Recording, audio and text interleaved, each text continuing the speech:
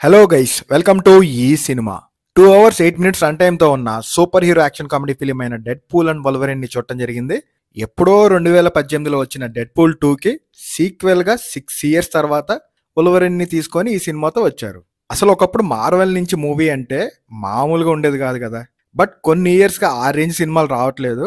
ఈ సినిమా అన్న మార్వెల్ పూర్వ వైభోగం తీసుకొచ్చిందా లేదా అని మనం ఇప్పుడు చూద్దాం. అసలు ముందుగా ఈ సినిమా చూడటానికి ఒక మినీ యుద్ధమే చేయాల్సి వచ్చింది. చాలా సినిమాలు దీనికంటే ముందు చూడాల్సి వచ్చింది. కాలేజీలో ఎగ్జామ్ ముందు రివిజన్ కూడా ఇంత బాగా చేయలేదు. ఇలా చేసుంటే ఐఏఎస్ ఐపీఎస్ కాకపోయినా ఇంకా బెటర్గా ఏమన్నా అయ్యేవాళ్ళేమో. సరే, ఇవన్నీ పక్కన పెడితే ఇంతకీ ఈ సినిమా ఎలా ఉంది అంటే మార్వెల్ ఫ్యాన్స్కి నచ్చుతుంది.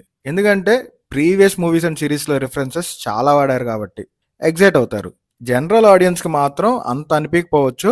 ఓవరాల్గా ఒక్క ముక్కలో చెప్పాలంటే రేపటి అవెంజర్స్ కోసం, మార్వెల్ ఫ్యాన్స్ కోసం తీసిన మూవీ అనిపించింది. ఇంక ఈ సినిమా ట్రైలర్ చూసినప్పుడు ఏదో మిస్ అవుతుంది అనిపించింది. అండ్ నాకైతే దీనికన్నా డెడ్ పూల్ 2 బెటర్గా ఉంది కదా అనిపించింది. బై ది వే, ఇది ఒక R-rated ఫిలిం. ఫ్యామిలీతో చిన్నపిల్లల్ని తీసుకెళ్దాం అని అనుకునే వాళ్ళకి తెలుగు డబ్బింగ్ బాగుంది, కానీ డైలాగ్స్తో చాలా ఇబ్బంది పడతారు. సో ఆలోచించండి. ఇంతకీ బేసిక్ ప్లాట్ ఏంటంటే డెడ్ పూల్ 2 ఎండ్లో చనిపోయిన ఎక్స్మెన్ మళ్ళీ తిరిగి వచ్చినట్టు చూపిస్తారు. అది ఎలా జరిగింది, డెడ్ పూల్ టైం ట్రావెల్ చేశాక ఏమైంది అనే దానితో మూవీ స్టార్ట్ అవుతుంది. అసలు ఇంతకీ ఏం జరిగింది అండ్ నెక్స్ట్ ఏం జరగచ్చు అనేదే story. Next positives and negatives చూసే ముందు మీరు ఫస్ట్ టైం మన ఛానల్కి వస్తే వీడియోని లైక్ చేసి మన ఛానల్ని సబ్స్క్రైబ్ చేసుకోండి గైస్, ఎంకరేజ్మెంట్గా ఉంటుంది. ఇక పాజిటివ్స్ విషయానికి వస్తే టైటిల్స్ పడే స్టైల్ బాగుంది. మ్యూజిక్ కూడా సినిమాకి మేజర్ ప్లస్. ఇంక మీ ఊళ్ళో చాలా గెస్ట్ అపిరెన్సెస్ ఉంటాయి. తెలియని వాళ్ళు అయితే రే ఎవర్రా మీరంతా అని అంటారు.